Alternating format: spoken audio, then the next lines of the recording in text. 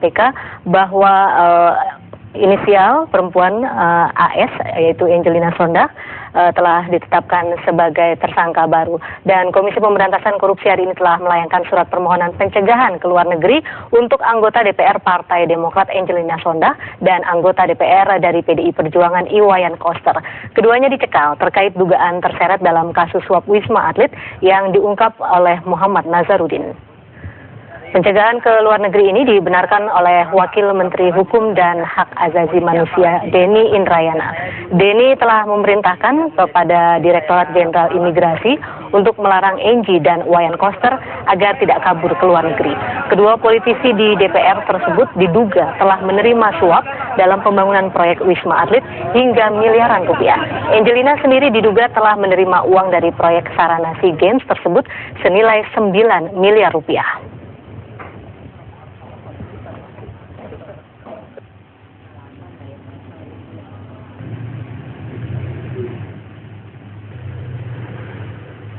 Pernikahan saya juga polisi.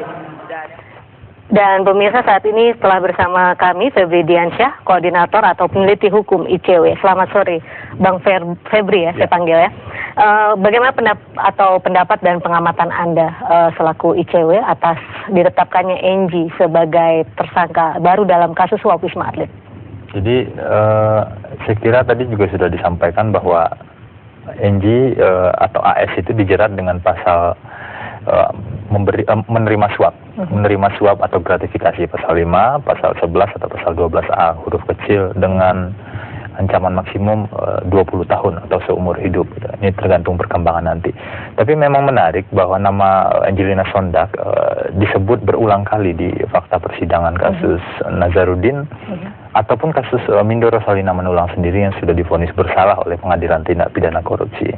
Nah, yang menjadi poin penting adalah bahwa KPK diharapkan terus konsisten ke depan bahwa fakta-fakta persidangan yang muncul dan menguat itu harus dikembangkan terus. Artinya apa?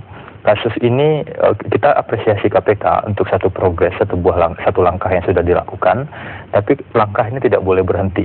KPK harus sampai pada misalnya banyak fakta yang muncul tentang siapa bos besar, siapa ketua besar, bagaimana dana sekian miliar itu digunakan oleh grup Permai dengan berbagai mekanisme untuk menggiring proyek di DPR.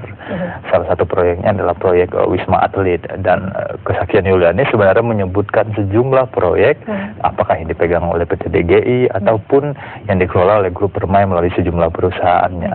Jadi kerja masih panjang dan kita mendorong terus KPK dan kita harus mengawal terus KPK. Lalu menurut Anda sendiri apa peran AS dan WK bisa dibilang seperti itu?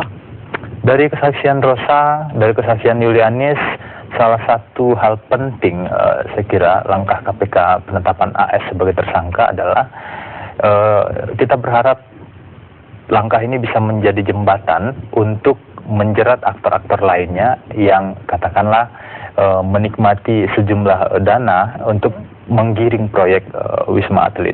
Nah, bagaimana menggiring proyek? Ini salah satu persoalan yang jadi perdebatan sekian lama, yaitu bagaimana peran pihak di badan anggaran untuk kemudian mengalokasikan anggaran.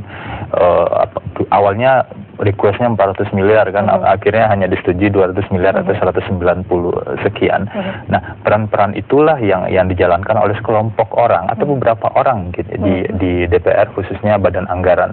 Nah, kita berharap Angelina Sondag atau AS yang diduga Angelina Sondag tersebut itu bisa membuka dan berkontribusi terhadap KPK. Kenapa? Karena pertama, penegakan hukum membutuhkan keterangan saksi untuk mencari tahu siapa saja setelah AS. Yang kedua, Nazarudin pun dalam persidangan pernah mengatakan tentang, meskipun ini belum tentu kasus yang terkait dengan Wisma Atlet, bahwa Angelina Sondag pernah memberikan pengakuan di internal Partai Demokrat dan juga ada dugaan aliran dana ke sejumlah pihak di internal Partai Demokrat.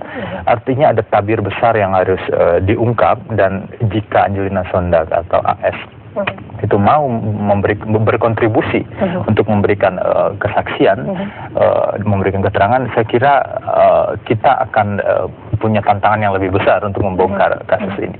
Tapi satu hal yang penting kita ingat sebelumnya, ini belum tentu hanya terkait dengan sebuah partai saja.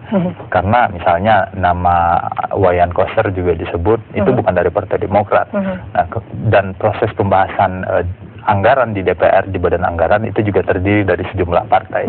Jadi saya kira kita berharap betul bahwa KPK mampu nantinya membongkar sampai kepada struktur paling dasar dari korupsi politik itu. Bahwa dana-dana proyek, dana-dana hasil korupsi digunakan atau dinikmati oleh kekuatan politik dan kemudian digunakan untuk pendanaan politik. Ada fakta lain yang muncul juga di persidangan, misalnya kesaksian Yulianis tentang adanya aliran dana untuk membiayai Kongres Partai Demokrat. Apakah membiayai kongresnya secara resmi atau membiayai pemenangan calon-calon tertentu, itu harus dikaji lebih jauh, ditelisik lebih jauh, tapi nilainya cukup fantastis, sekitar Yulianis mengatakan ada 30 miliar ke sana dan kemudian ada ratusan juta untuk orang-orang tertentu.